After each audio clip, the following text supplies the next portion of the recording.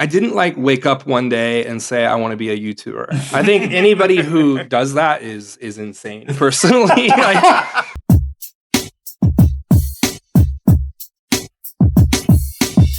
안녕하세요. Yo, what's up, everybody? This is Tae. And this is Gibson, and welcome back to another episode of Almost Korean. All right. Man, Tae, we have yet another guest today. We have another special guest today. Hey, people want to come to Almost Korean podcast. We're getting traction, if I may say. Yeah. So we have our very special guest, Austin Givens. Can you give us a brief introduction about yourself? Sure. First of all, thank you guys for inviting me here to pyeongtaek. This is awesome. Good place. My name's Austin Givens. I run YouTube channel, Instagram, TikTok. I'm a writer, professor at KAIST University. I make sausages. I do a lot of different things. Yeah, I'm happy to be here. Oh my God. Thank you so much. I think you're one of the first person to be excited to come to pyeongtaek. So thank you so much. Yeah, man, it's the land of budae-jjigae. Yeah. The enthusiasm is always appreciated. I know. That's awesome. Yeah. So, Austin, I discovered you on my algorithm a while back, and it really caught my eye because we're gonna get into more of it, but I just wanted to mention this before we start. You had a video on Taebaek 닭갈비. Oh, yes. Taebaek is my hometown. Oh, really, man? Yeah. I didn't know that. Oh. So I was like, oh my God. I was just there with my friends eating that, and it popped up. I guess algorithm knows. Yeah. What you like. God bless the algorithm. That algorithm just creates relationships like that, right? And then I was like, there's no way this like white guy it's fine. knows about Taebaek 닭갈비. By the way, I am not almost Korean, so no. I'm very clearly. When it comes to food, you're I think you're more than 100% Korean. Yes, you're ahead of us. That's for sure. I'm learning so much from your food content. So like that Taebaek 닭갈비, it like so resonated with me. I was like, oh my God, that's so cool that he's doing a deep dive on Korean food that most, foreign creators would just do, K barbecue, soju, or for sure. Something, convenient store food. And something that has been like done over and over, right? So it was so authentic to me that I was like, I have to follow. And then when we started podcast, I was like, Austin has to come here. That's so we can awesome, learn more about it. So here we are, man. I'm so excited. Taebaek 닭갈비 brought us here. Mul 닭갈비. Yes. That's amazing. That's really cool. Full circle for me. I hear that story a lot. Like when people connect with my content these days, there's a lot of Korean Americans or Korean people who say, I used to live in Taebaek or I used to live in Mokpo, and I never thought there would be like a foreigner doing English content about, mul 닭갈비 and stuff like that. Oh, yeah. And the fact, I don't know anyone who speaks English even really knows about Taebaek. So that was so amazing. Yeah, there's not a whole lot out there. It's a very, very small town. Yeah. Other than maybe the mountains and maybe. But it's beautiful. Yeah, I love Taebaek. Oh man. When I went up there, I took a train from Daejeon. It was like a 4-hour train ride, and I actually did it as a day trip, which was pretty crazy. Yeah, it was worth it though. What time did you have to start the day for that? Like 6 a.m. I stopped in Daejeon and there was a famous little Daejeon shirakgukbap restaurant right by the station. And then from there went on to Taebaek. But I really love diving as deep as possible. And I haven't quite got there yet. But my wife and I are trying to cover like everywhere in Korea, not just. Wow. Man, all these Korean dishes that are coming out of your mouth, I'm just like, wow. I'm just impressed.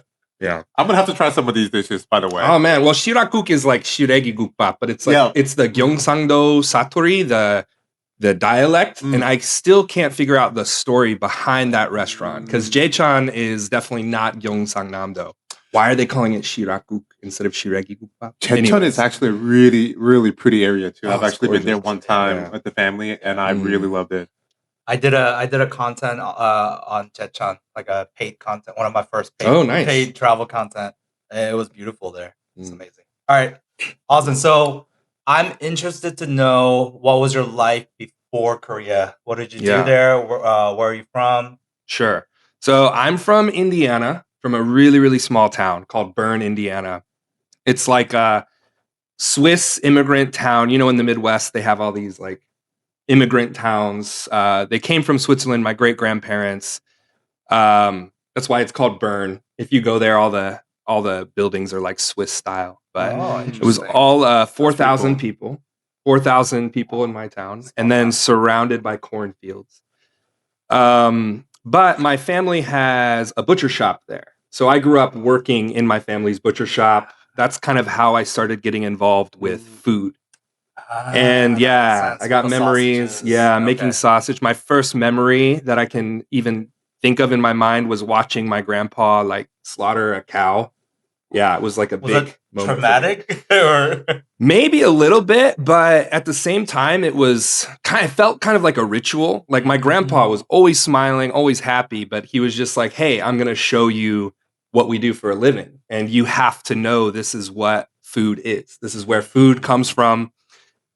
You know, there's no hiding it." So it was shocking, but at the same time, I think it's a lesson that a lot of people should keep in mind, I guess. Wow. I think if you grow up Yeah. in that environment, Yeah. and you learn to respect your food, right? Because a lot of, I'm sure our kids don't even know where food just comes from the supermarket. Yeah, it's like a Correct. plastic It's wrap just a little, thing. yeah. Which, but then I moved to New York City, which is where I got my master's degree. So you can imagine going from a small Midwestern white dominant town where it's like we had very little diversity. There was always one Asian family in my hometown because there was a Japanese company that operates a factory there. So the managers would rotate like every 6 months. Oh, wow. So, anyways, I didn't have any exposure really to other cultures. And then I moved to Washington Heights, Manhattan, and suddenly I'm in like a Dominican neighborhood where everybody's speaking Spanish.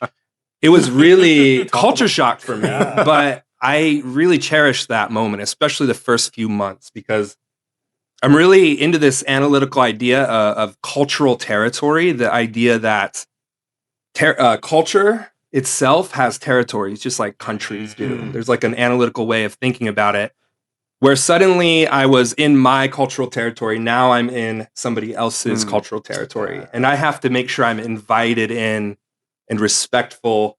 Maybe I need to learn some Spanish if I want to go to the bodega and order some coffee, or I can use English, but if I use a little Spanish, they'll be more open to sharing their culture a little bit more, So that to me was a huge like leap in my life, going from my small town of Indiana suddenly to New York City, which is just the most diverse place, and I loved it. Wow. Before you moved to New York, did you travel much at No, all? not at all.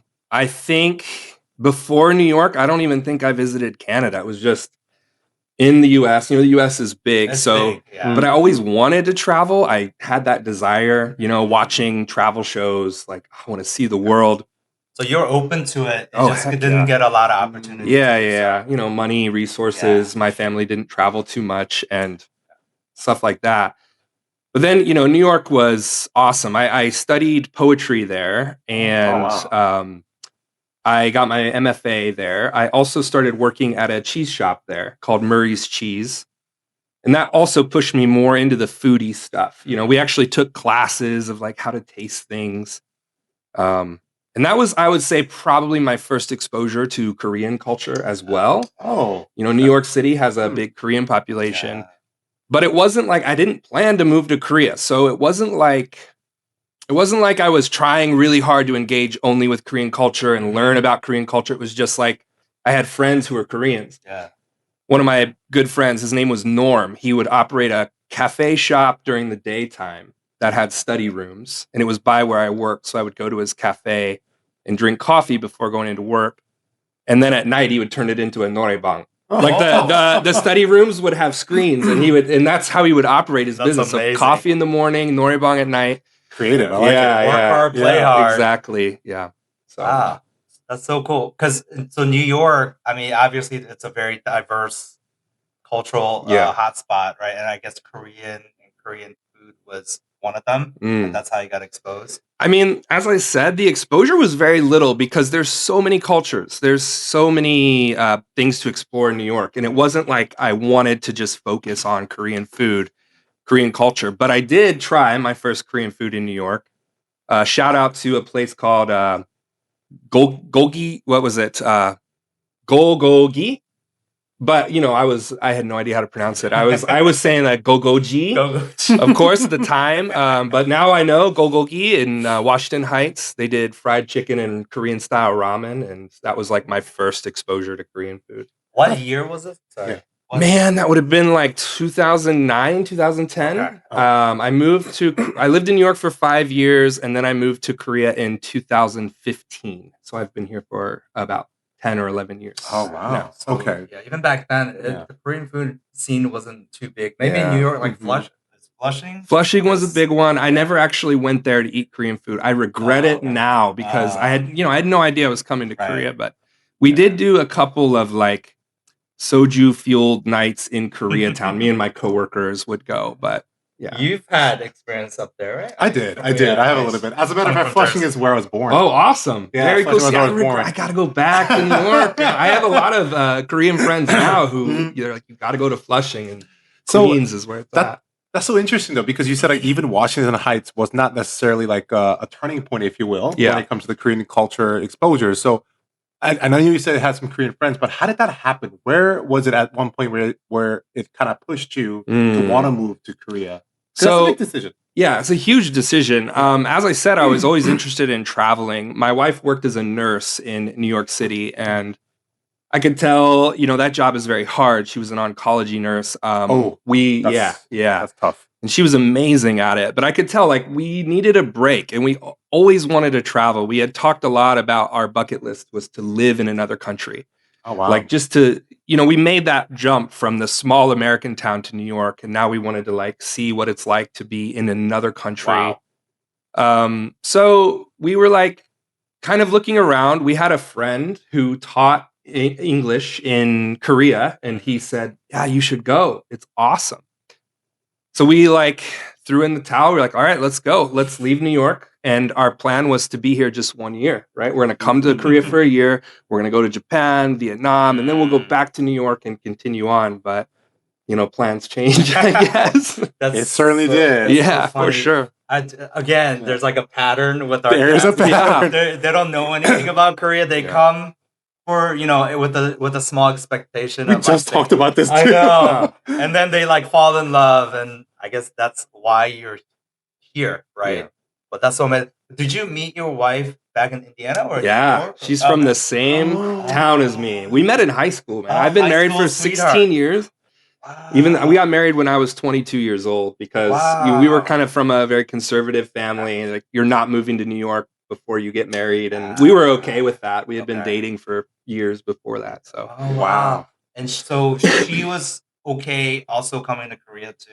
Yeah, we were both excited. We were both really excited. We wanted to experience the world, So for you and your wife being on the same page and wanting to explore, I can see that. How did your family take it, given their circumstances of like being in a small town and probably not having as much exposure as like you Korea. did. Yeah. Where is that? Of all places. Exactly. Well, they're always concerned about, the other side of Korea. Even to this day, I'm like, okay. Man, this is jogging my memory back. I haven't even thought about this in a long time, but I remember setting our family down at the table, saying our plan, and it was a little bit of like chaos and confusion. Why would you even want to consider that? But it worked out well. How about now? Now that you have a lot more exposure, and of course we live in a society where you can easily see what someone else is doing on the other side of the world, right? So now your families can actually tune into that.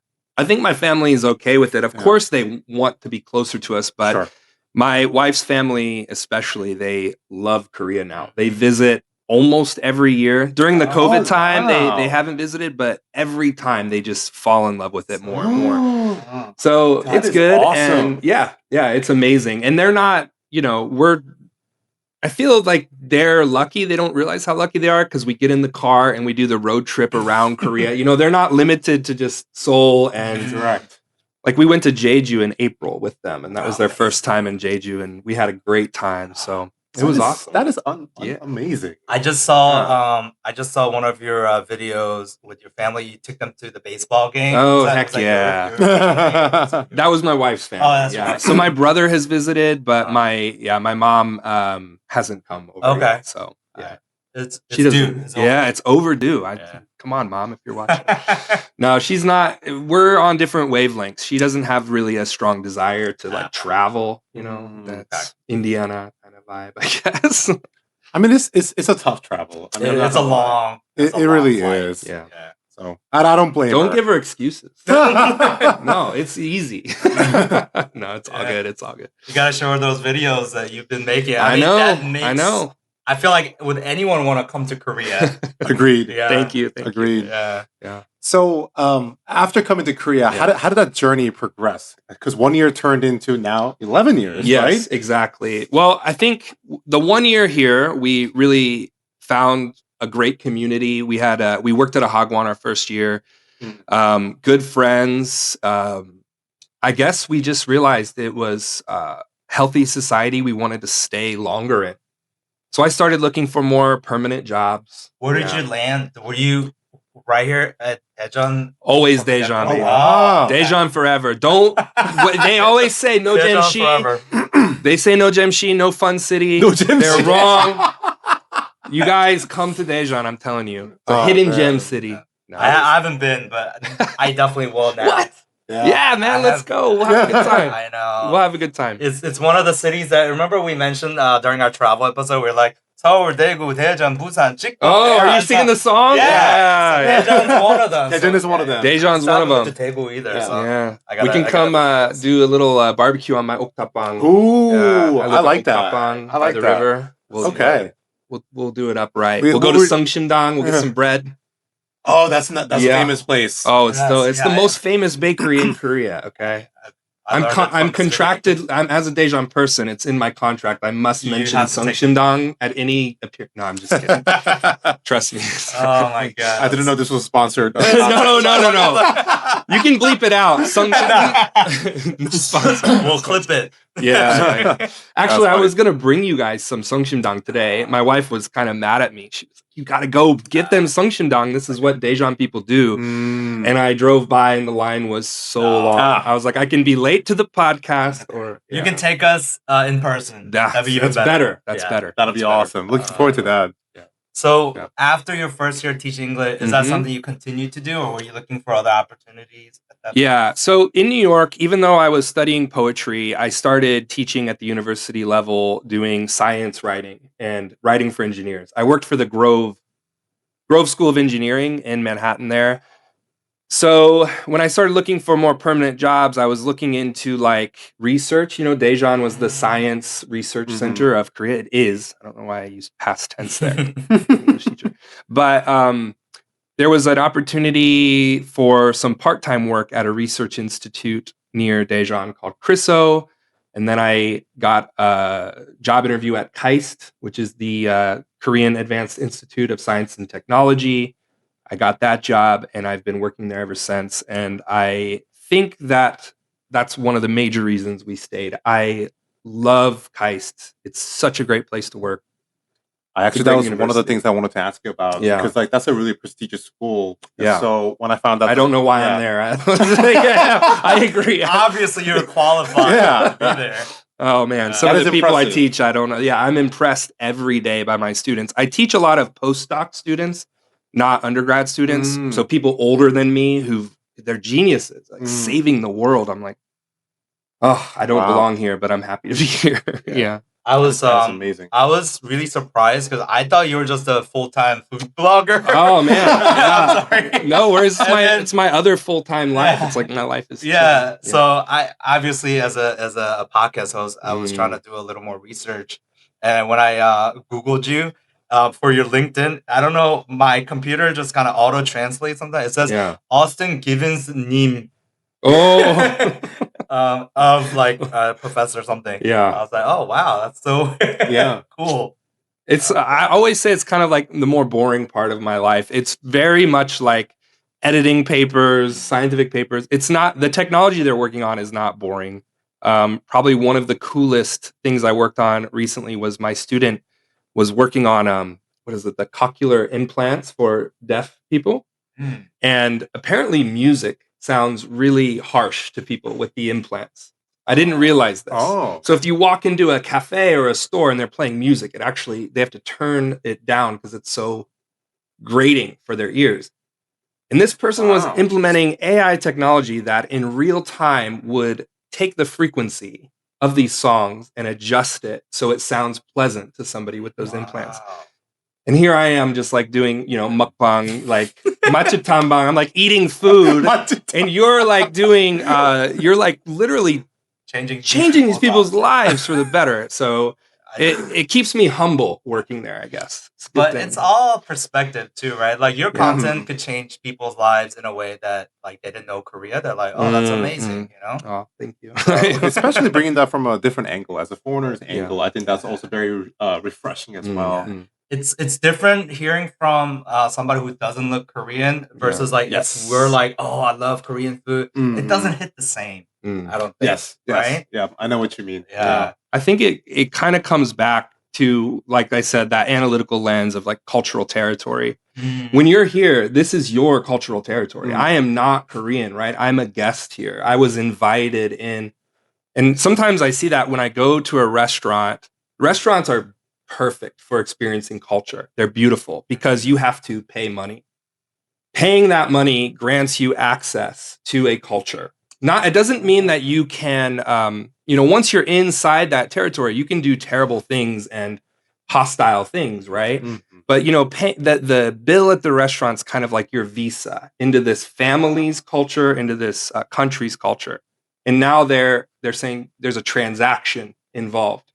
So now you can experience Korean culture in an accepting way, as long as you follow the rules of that cultural territory, just like any country, right? You follow those rules. I'm sorry, man. I'm going too far. Actually, No, that was like well put. It was so philosophical and almost poetic. Yeah. So maybe you studied poetry. I was like visualizing, like walking into a new country as I stepped into a restaurant door. Like you were like creating a story in our heads. I think like if you travel anywhere, and then especially me living in Korea, living in a country where, as you guys said, I'm a big fat white boy, going into like these grandma run establishments, it's not my culture. And anytime I like, if you're aware of that, I think it's a better way to approach it, because like sometimes people say you're an expert on Korean food, or the one comment that happens often is like, you know more about Korean food than me as a Korean. I don't like hearing that, because in my mind, I'm like, it's not possible. Your grandma, your parents cooked food for you when you were a kid. I will never, ever know Korean culture the way you do. I am a visitor. I'm a guest. I'm an outsider to that, I guess. And it's a beautiful place to be. I think it makes interesting content, actually, because now you have somebody experiencing another culture and telling the story of what it's like. And maybe you notice things that are special about it, right? Like, sorry if I'm talking too much. No. That's what you're here for. It's like recently I went to the Gwangju market. This market in Gwangju where they're still doing the live chickens, and it really shocked me. It really blew me away, not in a good way. I'm like, oh, this culture's been preserved. It's like the birth of Korean fried chicken was in the markets like that. So I feel like, I don't want to generalize, but I feel like a lot of Korean people in that culture might even feel a little shame or see that as something that's old-fashioned, dirty. And they might not even be comfortable taking a picture of it, because it represents, which understandably so, it represents a time in Korea's culture where there was sort of more suffering and famine. But as a foreigner, it's exciting to see that, because it's, new, and it preserves this cultural identity of Korea. It's a historical piece, right? It's a small historical piece that's like, rare to see nowadays. Exactly. But you got to see that. Exactly. It's still alive there in Gwangju. And I was happy to see too, the government definitely helped those store owners to preserve it, because the signs are new. There's obviously it's regulated, it's clean. It's awesome to see. there's a charm to going to those old, like even traditional markets, right?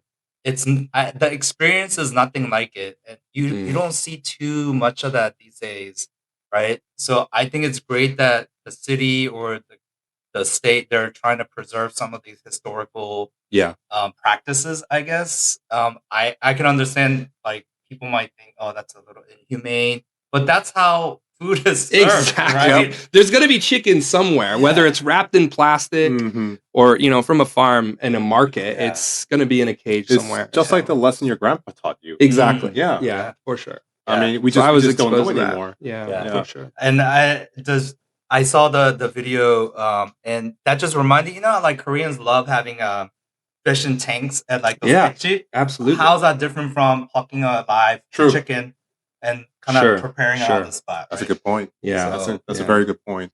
And like, you said like some Koreans may feel a little bit ashamed or not proud of it, but that's so interesting because just like you said, from a foreigner's aspect, that's totally not the case. Yeah, I feel the same way if I were to travel to other countries. Yeah. If I go to Vietnam, if I go to Thailand and see like some of these traditional stuff, I'm intrigued by it. Exactly. And I'm glad that I can see that instead of going to like another high-rise city, that looks just like anywhere else. Exactly. And so I feel like these days we're kind of going back to that. I feel like we went through this time in the 90s, 2000s, and I'm saying we as a globe and maybe even more intensely in Korea. I don't know. I didn't experience it, but Korea developed so rapidly that I would imagine in the 90s and 2000s, seeing that was probably like the perception of an older Korea that needs to be updated and regulated more. So, I don't know. I love the Nopo Machip. I love the old school. Anything, with history and story. I just want to tell stories that people have shared with me, like that. So, earlier, I wanted to kind of challenge you on what you said about you don't feel qualified to educate people with food. Because I understand some of us, as Korean Americans or Koreans, we grew up eating our grandma's food and things like that. But that's just one side of it, right? Most of us probably never experienced going to a market where there's like a live chicken. Yeah. And so that's something that you could like show us and educate us on, right? Because we all have our personal anecdotes and stories, and that's great for us, but that doesn't automatically qualify us as like a Korean food expert either. You know?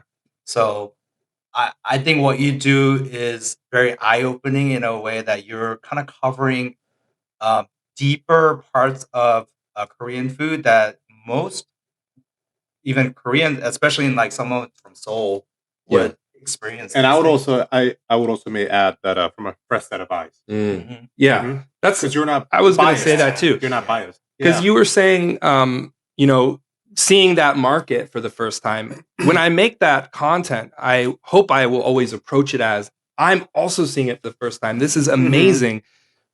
Again, being more of the student, not the teacher. I'm not a big fan of like content where you have people, I've lived in Seoul for 5 years and these are the best places to go or something like that.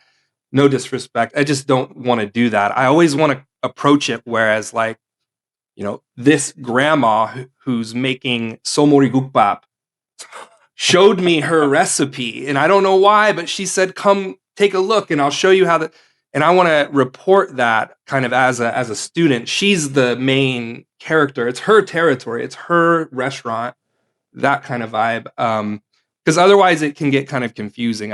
If you start to say, I know more about Korean food than most Koreans, it feels like, I don't know, like kind of claiming something that's not mine. I don't know that's such a humble way to approach these topics. I think that's really admirable. Yeah. I'm just fascinated, to be honest with you, because you have a very unique way of telling your stories, and it's been drawing me in. So nice. Yeah. Right. So like, I want you to know that like, don't feel sorry for talking because like, this is very exciting. Got it. Yeah. Let's. I wanna find out how you got into content creation. Sure. How did you start? I didn't like wake up one day and say I want to be a YouTuber. I think anybody who does that is insane. Personally, you know, it's like the unless you're like a Gen Z or Gen Alpha. Exactly. But even then, it's like you do it for yourself. At least I find the most successful content creators are people like, you know, you had Igo Bart here earlier. He's just obsessed with his project. It's almost like he's doing it for his own heart. And it just so happens to be an interesting story that people want to watch. The content creators I admire are like that. It's like they're doing it because they have to do it because they love it and they love sharing it. But for me, it started. Actually, I was in Korea. My father passed away while I was here, and at the time, I was like, should I move home to see my mom, to be closer to my mom? My brother lives close to my mom, which was good. But my wife and I decided to buy a GoPro and start like shooting daily videos of our life here so she could watch them at home. So if you watch my earliest YouTube videos, they're horrible, like hour long, not edited. It's just like, hey mom, we're at Daejeon Beach right now. We're going to eat, you know, unlimited refill seafood like that.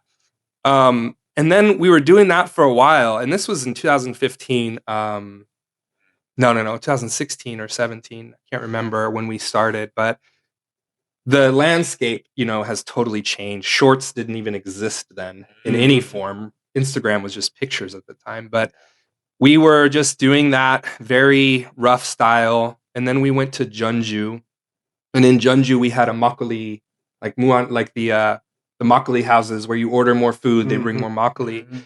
And for some reason, YouTube kind of pushed that video to this larger audience, and a lot of Korean commenters were saying like, I want subtitles. I want to know what they're saying. So I talked to a friend. I was like, hey, maybe people would be interested. And I started my YouTube journey from then on, just getting better and better as we go, changing and adapting it. And there was not a translation option back then. Not back then. Yeah. No. Yeah, it was all manual. So it's really evolved wildly from there, which really surprises me. It started from that. But then we did the translation. Were you, so by the way, I saw your, you created your YouTube back in 2016.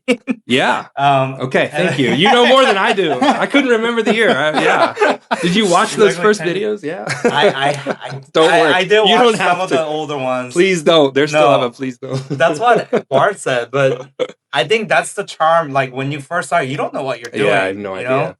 Same with me. My videos were like so shaky. I had my meta glasses. Yeah. I was like going around like this. Everyone's like, "Oh my god, your videos are so dizzy."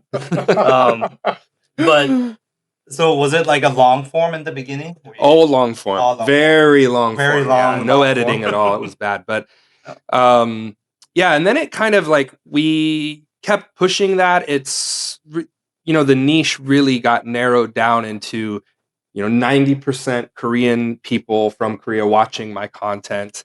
It kind of I started to realize the main content was 외국인 반응 kind of content, where they want to see the foreigner trying hongo, like and that kind of vibe, which I love. My main channel's audience, they are the ones who kept me going, and I have some diehard fans. I love them to death. Yeah.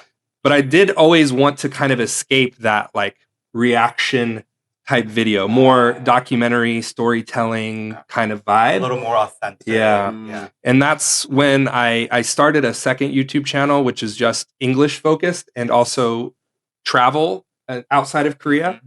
And then I started doing the Instagram shorts and the TikTok geared towards people outside of Korea, like tourists, or what you should go to this chicken market in Gwangju because I don't know. So it's kind of a weird thing where I now have these two entities. One of them is that 외국인 반응 kind of vibe.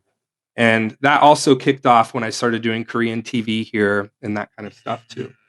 So yeah, so I did notice that when I was trying to find your channel, there were two. I was like, so one's like, I saw that all in English thumbnails. Other one was in Korean. Yeah. Wait, so could you tell us a little more about your appearances? Oh, okay. It's hard to keep track. The first thing I did was what is it? Osowa 한국은 참치. Yeah, that was my 한국은 first. 참치. Yeah. That was my first foray. I did 3 episodes during the COVID pandemic during that time. Because at that time, the show is Welcome, first time to Korea. They were looking for foreigners who lived in Korea because people couldn't travel here. And I did that show a few times. Excuse me. From that, we did Hanguk Giheng, Hangukuni Bapsang. These are all like foodie documentary things. I do like Doc-UK. I just did one recently. I had a regular show on SBS called Waegukun Bapsang. The other show was Hangukun Bapsang, but I did Waegukun Bapsang, which means the foreigner's table. That was my favorite so far. The producer, shout out to the producers. That show was amazing, but that recently ended. How many episodes? Man, we did it for like 2 years. Oh, wow. Yeah, about once or twice a month for 2 years. Wow. And that was, I appreciated that so much because there was a little hook in the middle of the show, people 뭐예요? Like, what's your secrets to the kitchen? So they would come to the table and be like, 사장님, 혹시 people 뭐예요? Like, what's your secret? And then I would get into the kitchen and I learned so much. That's so fun. And also with that show, it was all matchip that I knew. That was one of the things I said. If I do this show, I want to go to restaurants that I choose, not like advertising. So we did a lot of those like nopo matchip. Oh, that's amazing. Yeah. Like you had control over that. I had control. It felt like it really felt like my show instead of a scripted thing. Wow. Great. Yeah. So with all that exposure, I could only imagine you've had so many opportunities to meet other creators. Yeah. What was your favorite collaboration, if you could, pick one? Oh man! And then, how has it been, like meeting all these other content creators in Korea as a result of this? Sure. My favorite collaboration was with a Korean YouTuber named Japsaw. You guys know Japsaw? He's down in Chopsaw. I'm probably pronouncing it wrong. He's awesome. He's a famous mukbang YouTuber. The reason I loved his content, you guys got to check him out. For sure. He's his persona online, he's famous for doing like trick shots and drinking soju, and he's from Mokpo. His family's from Mokpo, and he eats deep Jeollangnam-do food like live octopus or amazing. And he's great. He does matchup tambang, but he contacted me early on and was like, I really love your content. Do you want to do some work with me? And I had done some other collaborations which felt very professional. Like once the shooting was over, it's like we're not really going to be friends, like, which is fine. It's professional. Like there's a purpose behind it. Yeah. And they were polite. It wasn't like there was a problem. But with Japsaw, like on camera, he had this like amazing persona. But then as soon as the camera was off, he'd be like, "Oh, brother, you got to meet my family. Let's go. We're going to make kimchi next week." And then he introduced me to his aunts and his nieces, and it was like we became real friends outside of the collab. I love him. I need to reconnect with him. That was definitely my favorite collab. These days, I'm really good friends with Johnny Kyung-hoo. He's a fermenter. He's a magician. I call him a magician. I always say like 200 years ago, they would call you the wizard. Like if you were sick, you'd have to go into the mountains for one of his concoctions. You open his fridge, there's like potion bottles everywhere. He's like brewing, he's like always brewing something. Yeah. So we do a lot of work together. I learned a lot from him, and we became really close friends too. That the message I'm taking away from that is the connection, right? For sure. Because I feel like a lot of time nowadays, especially with the saturated environment we are in with the digital content creators, it is so transactional. 100%. And I feel like it's hard to find that human connection nowadays. Absolutely. I mean, the only reason I'm here is because I saw that barbecue table. I'm hoping to get invited to the next barbecue. Let's get a slab of brisket for coming to the podcast. Stay tuned for the next episode of Almost Korean. We're going live barbecuing. Yeah. And we'll do some TikTok dance and go along our way. No. Knockers is not like that at all. Not me. I totally agree with you, though. I feel like I'm definitely much more guarded with collaborations these days. I felt the transactional stuff a lot, and I'm pretty introverted, to be honest. I couldn't tell. I mean, I couldn't tell. Yeah, I've had a lot of coffee today, so I much would rather stay home with my dog and wife, cook barbecue on my oktapbang, and watch baseball. That's my vibe. But I can vibe with that. Yeah, that's the way I to think go. I think you fit right in. Yeah. Because we're also like family men. And Yeah. we've done our share of going out, checking out trendy spots and all that. We much rather chill, get some soju and beer, and get some good food, and just hang out. That's the way to go. And have a good conversation. Some good talk. Yep. Yeah, I think that's a great absolutely. night. Absolutely. But I think too, for me, sorry to kind of get back into the content creation. I do want to mention one thing that I kind of love about Korean food that my wife and I discovered together that nobody seems to really cover or talk about much in the English world is the hyper regionality of Korean food. Korean food is so regional that even like city by city, the flavors and tastes change rapidly. And I feel like there's so much concentration in Seoul where food kind of gets evened out. Like Korean food is just a concept there. But when you start to travel to Jeollangnam-do, or we were talking about Taebaek mulgalbi, it's like a different flavor, different taste, different techniques. And that kind of started during COVID-19 because my wife and I were really doing a lot of content in Seoul, Daejeon, Jeonju cities. We did Taebaek in Korea. So Taebaek means car camping. Oh yeah. So we converted our like car into a campground, and that's the first time we went to Taebaek and Daejeon and all those areas because we didn't want to stay at hotels in the city. So we did a whole road trip around Korea, and that was very eye-opening. So that's what I really hope to, explore more, that regional quality of Korean food. That's what I hope people understand more. Sounds fun. That's something I always want to do as well while I'm in Korea. Do it. I think, I want to just kind of do a road trip around. That sounds really amazing. It's so funny because now you got the Korean over here thinking, I used to always want to do that in America. Yeah, for sure. I think it's a lot more doable here, though. It's a lot more doable. Yeah. South Korea is the size of Indiana. I know. Yeah. No I think it's actually just a little bit smaller. A little smaller. Yeah. Oh, man. So crazy. Yeah. So I know you're a huge Daejeon. That's right. That's right. Do you love? I love Daejeon. That's your city. That's like your second. Second home. Yeah. It's my first home now, I would say. But is there? What are you? It became my first home. Yeah. What do you like about it so much? This is your chance to kind of humble. Here we go. The reason I love Daejeon so much is because you can leave Daejeon so much. I know it sounds strange. All right, please explain. Daejeon is in the middle of Korea, and it's so easy to get to any other region. I feel like my friends who live in Seoul are like very stuck in Seoul, or I'll talk to Seoul people and I'll mention something like eating in Daegu, and they act like it's almost another country because it takes a 6-hour drive, on a Saturday from Seoul to Daegu. The reason I love Daejeon is you can travel all over Korea. And I really do think, with my content, as you guys have seen, I do a lot of content all around the country. If I had landed in Seoul and stayed in Seoul, there's no way I would have gained the knowledge that I have. So I appreciate that. Now, Daejeon is a good, livable city. It's cheaper. There's all these hidden gem restaurants that nobody really knows about. So you don't have to stand in line for hours. These days, it's changing. It's very trendy for young people these days. Daejeon is. But yeah, I mean, literally every weekend, my wife and I pick somewhere else on the map and just go. Oh, wow. And yeah, I feel like that would never have happened without us landing in Daejeon. So number one, it's like a very centrally located city that allows you that flexibility. And then the trains, like historically too, it's been the central train hub. It's only 50 minutes to Seoul by train, by KTX. There's been times when I was younger, we would go hang out on Saturday night in Seoul, like Itaewon or something. And my friends would live on the outskirts of Seoul where it's cheaper. So I would get home to Daejeon and in my bed before they would get home to their neighborhood in Seoul. Because it took them like an hour to commute, especially past midnight, right? Yeah.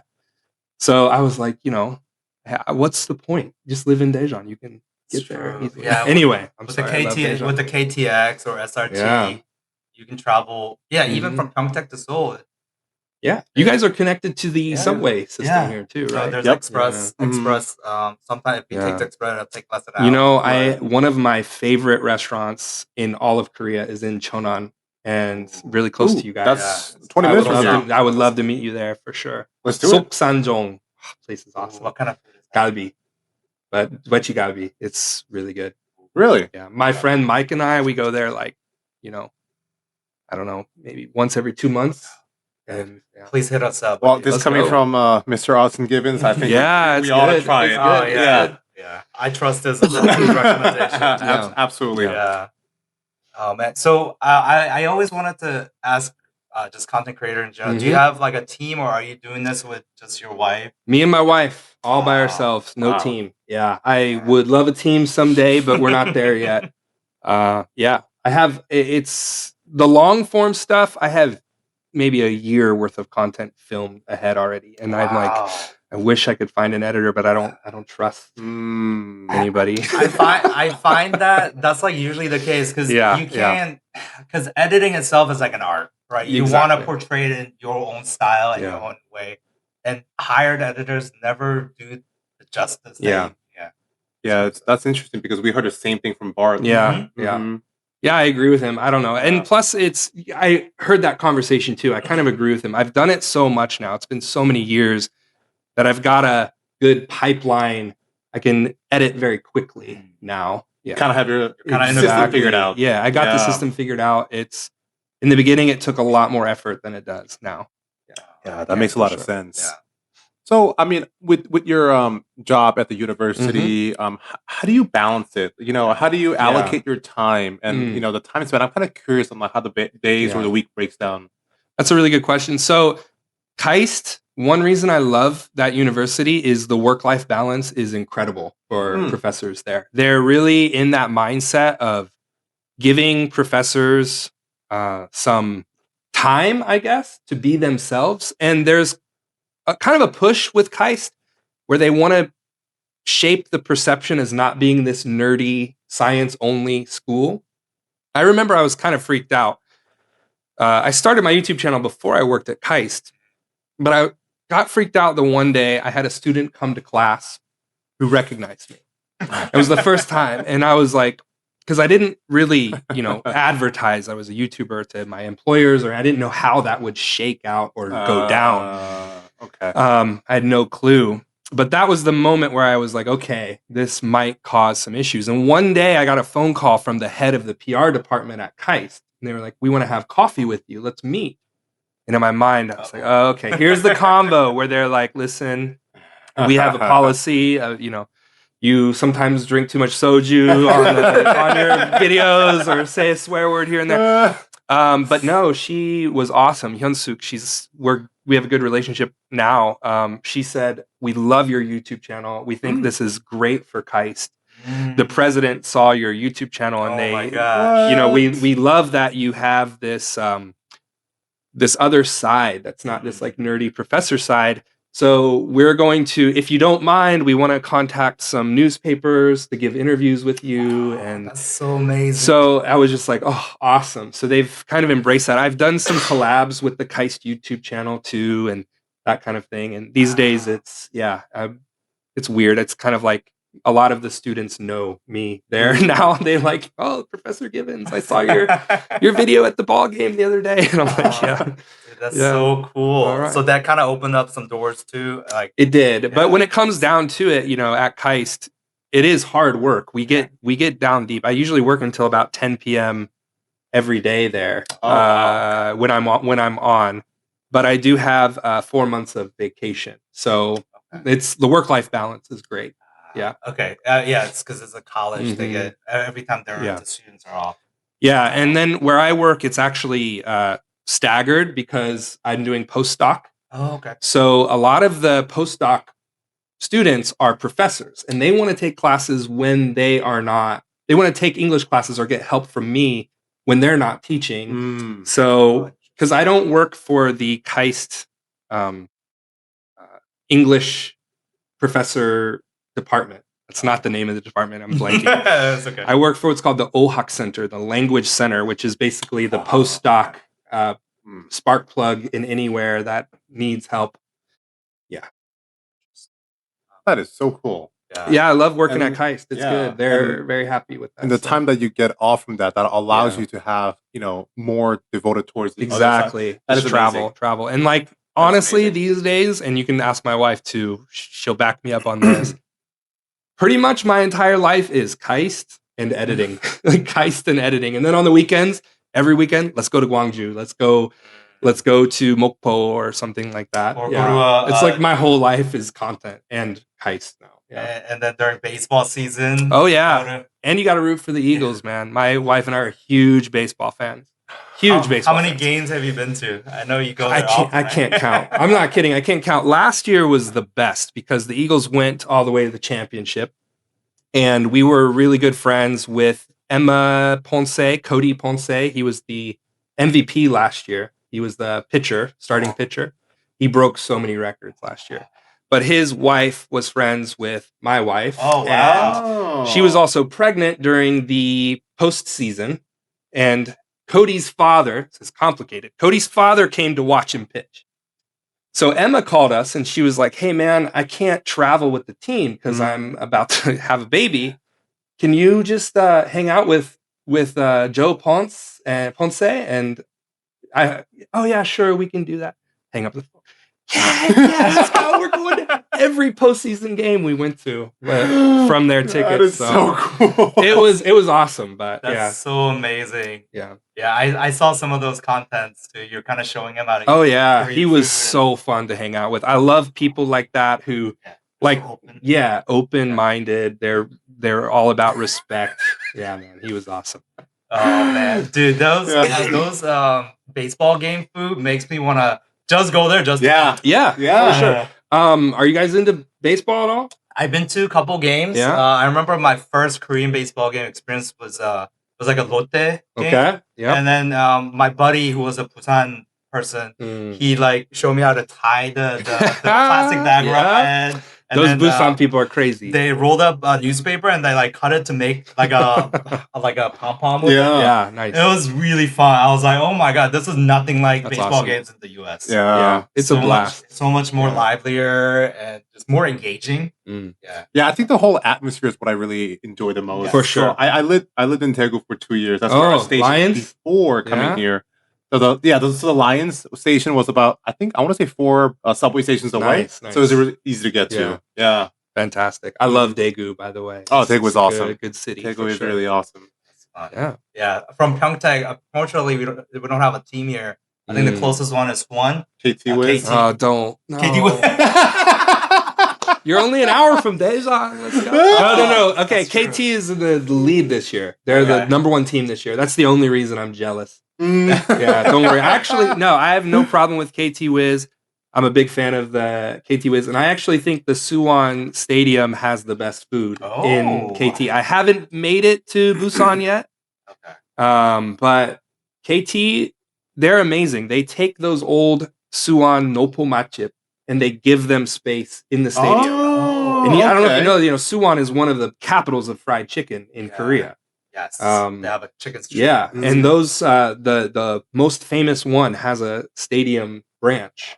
And I love that. Oh my god. It's like it feels like the baseball team is part of the city in that way. I learned so many cool stuff today. Yeah, it makes me want to go back. Yeah. Let's go. I'm going to go on Friday. Oh, really? Friday, yeah. We're trying to check off every stadium this year for our content. So you're following the Eagles. Following the Eagles. Although there's a couple, I looked at the schedule, and because of my work schedule, we might have to go to like a random game in Busan where they're playing a random team. Okay. So we'll see. Then you can put the plastic bag on. Yeah, I need to take you with me. You can teach me. I don't know. I gotta hit up my Busan friend. Oh man, that's so cool. This is fantastic. I know. So, what are? Do you have any like immediate or future project, something you're working on, any, like appearances? Yeah. Or something you can share. Yeah. In June, I just finished a project with Michelin Guide, which was like my most proud sponsor thing I've ever done. So they actually, when I got the email from the Michelin Guide, I thought it was a scam because. I mean, I have a following, but it's not that big, especially outside of Korea. I'm not like a famous person. I thought they were lying, but then I followed through with the email, and they sent me to Taiwan, and we went to a little, because I was curious about that too. Like, why Taiwan? You know, I make content in Korea. Why not Seoul or Busan? And they said they wanted a project where the person was introduced to this food for the first time, which I love that concept. So we met local experts, and the local experts took us to these places. And we went deep into the mountains, this little city called Hsinchu, Taiwan. And we filmed for 3 days there. And I can't wait for that. That's coming out on their YouTube channel in June. And on my English YouTube channel, I'm publishing my Taiwan videos leading up to that, and I'm going to do a behind the scenes what it's like to film with Michelin Guide Asia team. But that was a big thing for me. I can't believe they invited me. I was so honored. Wow. But That's so awesome. So that's going to be published on like a Michelin YouTube? Yes, the Michelin Guide YouTube channel. They'll publish that there. That's so cool. Yeah. And they work with other content creators. I was really shocked because the other content creators that they work with are huge, like millions of followers. Why, me, I have like 100K, like not huge, but yeah, I'm excited for that. I have an article coming out in Around magazine, which is a pretty popular travel magazine in Korea. I think that'll be in the June edition about Daejeon, places to eat in Daejeon. What other projects? Yeah, I don't know. Whatever comes my way. I'm probably missing something. I don't know. I feel like there's I feel like an octopus. I have 8 different things going on. So, yeah. Getting yourself busy and doing these amazing projects. That's fun. Really impressive that you are able to kind of juggle all these things. Yeah, I imagine like that'll keep you pretty darn busy. It's fun. It's addictive. I love it. It does sound fun. Yeah, you gotta keep going. You guys, I'm sure you guys would. This podcast is going to be huge. I'm serious. Yeah, let's keep going. I love the concept. Yeah, I love just getting the opportunity to meet interesting people like you, to come on and just share your story, and hopefully, people can hear that. Like not just your like amazing food videos, but like your story and how you came to Korea, and that's what we're trying to highlight as almost Korean too. Like we have the opportunity to not just kind of promote like in English, but like, did you know that you're on Namu Wiki?